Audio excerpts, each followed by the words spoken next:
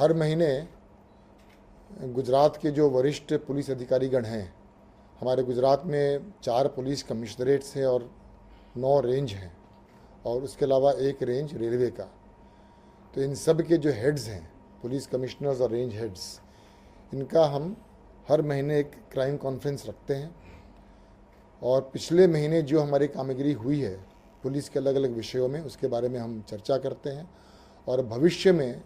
क्या रणनीति अपनाने की ज़रूरत है उसके बारे में हम एक दूसरे से विचार विमर्श करते हैं। इस बार की क्राइम कॉन्फ्रेंस हमने एकता नगर में रखा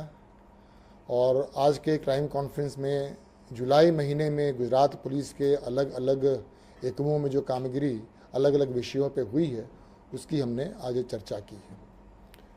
ज़्यादातर हम लोग इस क्राइम कॉन्फ्रेंस में पुलिस कमिश्नरेट का अलग से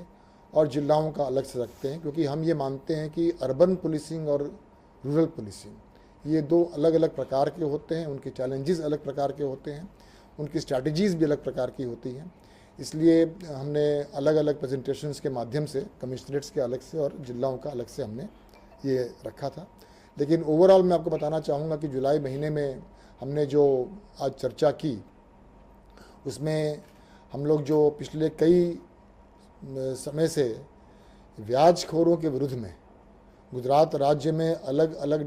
एकमों के तरफ से जो असरकारक और परिणामलक्षी कार्यवाही की जा रही है उसकी भी हमने आज समीक्षा की और इस समीक्षा के दरमियान हमें यह मालूम चला कि जुलाई महीने में ऐसे कुल 64 ब्याजखोर थे जिनके विरुद्ध में हमने FIR दाखिल किया और इन 64 केसेस में 105 आरोपी को गिरफ्तार करने की भी कार्यवाही की गई। हम ब्याजखोरों के विरुद्ध में जो कार्यवाही करते हैं, FIR दाखिल करते हैं, उसके अलावा हम लोग लोन मेला का भी आयोजन करते हैं कि जिसके कारण जो लोग को सचमुच किसी लोन की ज़रूरत है तो अधिकृत सोर्स से, अधिकृत स्रोत से उन्हें लोन मिले, उसकी व्यवस्था करते हैं। इस तरह का लोन मेला का आयोजन जो होता है जुलाई महीने में पूरे राज्य में करीब 71 लोन मेला का आयोजन हुआ था। हमने इस वर्ष की खाली बात करें तो इस वर्ष में करीब 400 FIR दाखिल हुए हैं ब्याजखोरों के विरुद्ध में और उसमें करीब 956 आरोपियों को पकड़ने की कार्यवाही की गई है और 238 लोन मेला 2025 के साल में गुजरात के राज्य के अलग अलग जगह पे हमने आयोजन किया है। दूसरा, आप हमारा एक कार्यक्रम जानते हैं कि कोई भी व्यक्ति का कोई भी चीज़ गुम हो जाता है और पुलिस उसके मुद्दा माल की तरह जब कब्जा करती है तो कोर्ट के साथ संकलन करके नियम के मुताबिक ये हम उनका पैसा या उनका कोई भी ऑर्नामेंट होता है, कुछ भी होता है, उनको हम वापस करते हैं।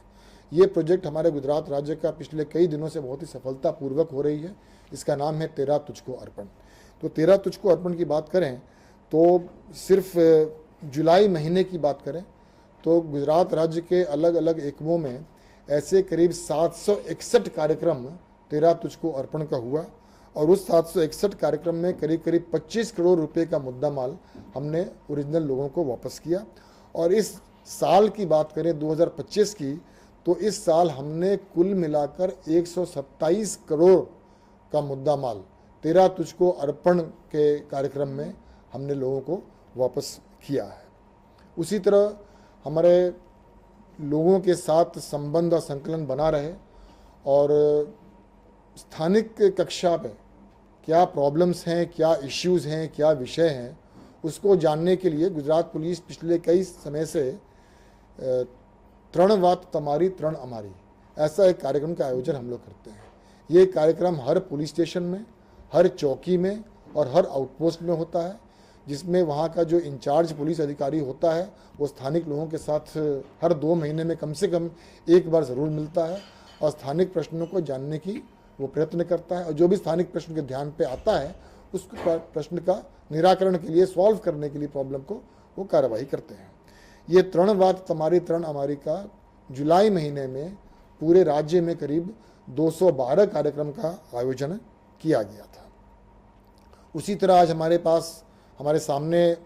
साइबर क्राइम का चैलेंज जो है बहुत बड़ा है। तो साइबर क्राइम के चैलेंज को हम लोग किस तरह टैकल कर पाएँ उसके लिए काफ़ी दिन से हम लोग चर्चा विचारणा कर रहे थे। आपको जान के ये खुशी होगी कि अभी बहुत ही जल्दी गुजरात सरकार ने एक प्रोजेक्ट हमारा मंजूर किया है जिसे साइबर सेंटर ऑफ एक्सीलेंस, जो गांधीनगर स्थित सीआईडी क्राइम के अंदर काम करेगी। और साइबर सेंटर ऑफ एक्सीलेंस के माध्यम से हम लोग साइबर क्राइम और साइबर सिक्योरिटी के इस चैलेंज को लड़ाई करने में हमें सफलता मिलेगी। साइबर क्राइम में जो लोग अपना पैसा घुमाते हैं, जो लोग किसी भी कारण से किसी भी माध्यम से जो साइबर क्राइम होता है, और ऐसा हमने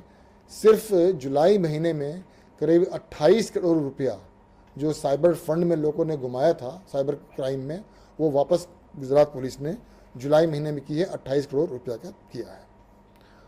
उसी तरह हमारे यहाँ अलग अलग जगह जो गुनाह दाखिल होते हैं और गुनाह दाखिल होने के बाद बहुत लंबे समय से फरार रहते हैं, आरोपी पकड़ नहीं पाते, जिनको हम एब्सकॉन्डर्स बोलते हैं, ऐसे फरारी आरोपी को पकड़ने के लिए भी पिछले कुछ समय से गुजरात राज्य में बहुत ही अच्छी कामगिरी की जा रही है। और अभी हम सिर्फ जुलाई महीने की बात करें तो ऐसे जो फरारी आरोपी थे, वैसे कुल 434 आरोपी को हमने गिरफ्तार किया है। और इस 434 आरोपी में करीब 251 आरोपी ऐसे थे जो 1 साल के ज़्यादा समय से वो लोग फरारी थे। तो ऐसे 251 लोगों को जो बहुत 1 साल से ज़्यादा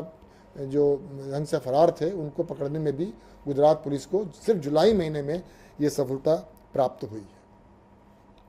15 मार्च 2025 को गुजरात राज्य के सभी पुलिस स्टेशनों को सूचना दी गई थी कि 100 घंटे के अंदर आपके कार्यक्षेत्र में जितने भी असामाजिक तत्व हैं उनका लिस्ट तैयार किया जाए और इन असामाजिक गुंडा तत्वों के विरुद्ध अलग अलग प्रकार की नियम के मुताबिक कार्रवाई की जाए। तो ये जो हम कार्रवाई किए हैं उसमें सबसे असरकारक हमारी कामगिरी जो रही है वो रही है कि ऐसे असामाजिक तत्व अगर कोई भी गैर कायदेसर बांधकाम किया है या कोई भी ऐसा बांधकाम किया है जो सरकारी ज़मीन पे है, उस परमिशन उसके पास ना हो, ऐसे प्रॉपर्टीज़ को, ऐसे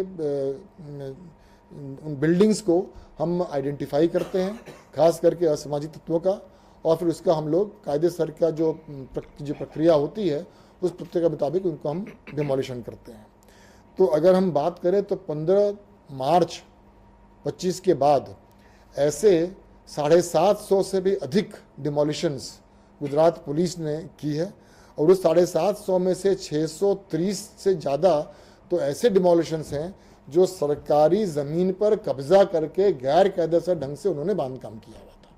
ये बांधकाम में दुकान भी आ जाता है, मकान भी आ जाता है, फार्म हाउसेस भी आ जाते हैं। ऐसे बड़े बड़े असामाजिक तत्वों के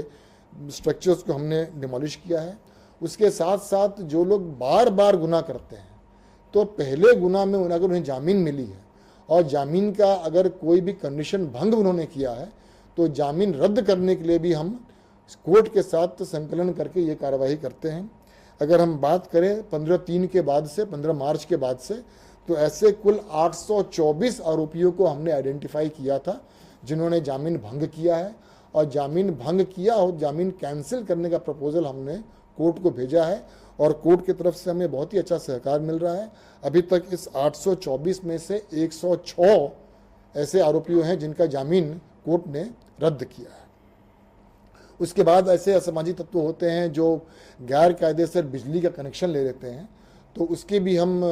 इंक्वायरी करते हैं और अगर ऐसा मिलता है तो उसके विरुद्ध में कार्रवाई कायदेसर का करते हैं। ऐसे हमने 2190 इलीगल कनेक्शन जो थे बिजली के, उसका हमने उनके विरुद्ध में कायदेसर कार्रवाई हमने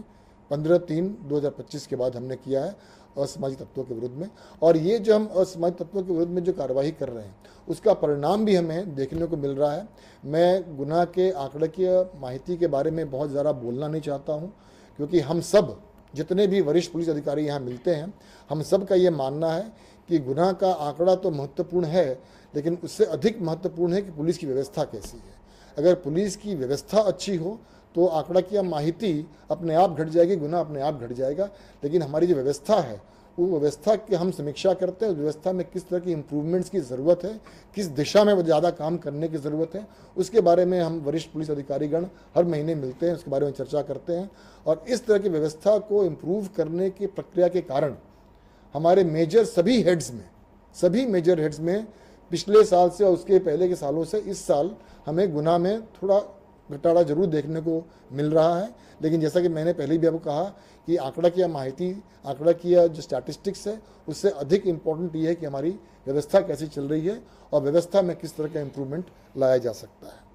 असामाजिक तत्वों के विरुद्ध में हम जानते हैं कि हम लोग पासा का केसेस करते हैं। अगर हम बात करें इस साल, तो कुल हमने 2200 से अधिक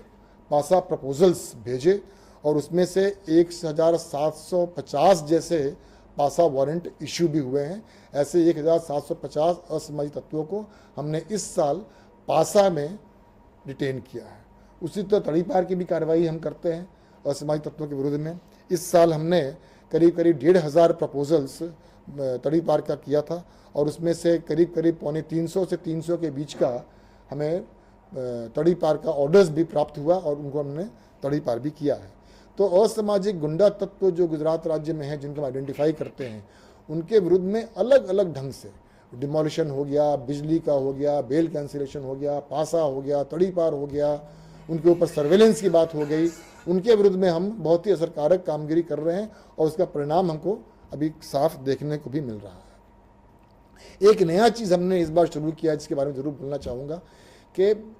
पुलिस स्टेशन की स्वच्छता, पुलिस स्टेशन की व्यवस्था और पुलिस स्टेशन में जो लोग आते हैं उनके साथ पुलिस अधिकारियों और कर्मचारियों के व्यवहार, इन सब विषयों को ध्यान में रख के हमने एक व्यवस्था बनाई थी पुलिस स्टेशन रैंकिंग की। और हमने सब पुलिस कमिश्नर्स को और जिलाओं के सब पुलिस अधीक्षकों को सूचना दी थी, जुलाई और अगस्त महीने में अपने कार्यक्षेत्र के जितने पुलिस स्टेशन हैं उन पुलिस स्टेशन का रैंकिंग कीजिए और फर्स्ट, सेकंड, थर्ड जो भी पुलिस स्टेशन आता है तो उस पुलिस स्टेशन के थाना अधिकारी को भी, थाना इंचार्ज को और पुलिस अधिकारी कर्मचारी को इनाम दीजिए। तो ये हमने पूरी प्रक्रिया अभी शुरू की है और पुलिस स्टेशन रैंकिंग हर पुलिस कमिश्नरेट में और हर जिले में पूरी कर ली गई है। और इसके कारण मेरा ऐसा मानना है, मेरा ऐसा विश्वास है कि पुलिस स्टेशन की काम करने की जो पद्धति है, पुलिस स्टेशन में जो स्वच्छता है, पुलिस स्टेशन के लोगों के साथ जो व्यवहार है, उस व्यवहार में भविष्य में आज हम ज़्यादा अच्छा काम कर पाएंगे, हम ज़्यादा अपने आप को इम्प्रूव कर पाएंगे। पुलिस स्टेशन रैंकिंग में इन सब चीज़ों को ध्यान में रख के हमने पैरामीटर्स बनाया है और ये हमने हर 6 महीने में हम पुलिस स्टेशन का रैंकिंग गुजरात राज्य में करने की हमने ये शुरुआत की है। पहला हमने अभी अगस्त महीना में, अभी हमने कुछ दिन पहले ही इसको पूर्ण किया है। ओवरऑल मैं ये कहना चाहूँगा कि हम हर महीने जो ये क्राइम कॉन्फ्रेंस करते हैं उसमें वरिष्ठ पुलिस अधिकारियों एक दूसरे से मिलते हैं, तो अलग अलग विषयों पे बहुत डीपली हम लोग चर्चा करते हैं। फील्ड लेवल पे जो प्रॉब्लम्स होता है उन प्रॉब्लम्स को डिस्कस करते हैं, उस प्रॉब्लम का हल क्या हो सकता है उसके बारे में डिस्कस करते हैं। अगर कुछ ऐसा हल है जो डीजी ऑफिस से किया सकता है तो उसके बारे में चर्चा करते हैं। कुछ ऐसा होता है जो सरकार लेवल पे जाना होता है तो वहाँ पे जाने की हम बात करते हैं। लेकिन ओवरऑल जितने भी अधिकारी आते हैं वो सबका 20, 25 साल, 30 साल अनुभव वाले अधिकारी यहाँ आते हैं और हम लोग 2-3 घंटा साथ में मिलते हैं, चर्चा करते हैं, तो उससे बहुत सारे नए चीज़, बहुत सारे नए वस्तुओं के बारे में, विषयों के बारे में हमको मालूम चलता है। और क्राइम कॉन्फ्रेंस से हमारी जो पुलिस, गुजरात पुलिस की जो पूरी व्यवस्था है उसको सुधारने में हमको इससे मदद मिलती है। Thank you very much.